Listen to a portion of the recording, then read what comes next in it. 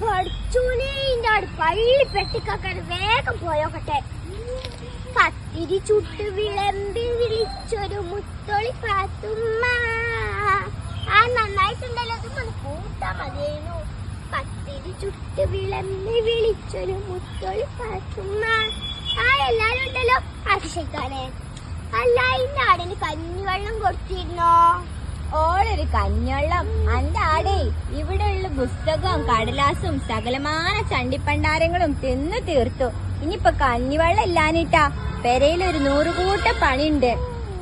നിങ്ങളിപ്പോ എന്ത് വേണമെങ്കിലും പറഞ്ഞോളൂ, ഇന്റെ ആടൊന്ന് പെറ്റോട്ടെ, അപ്പൊ നിങ്ങളെല്ലാരും പുറകെ വരും.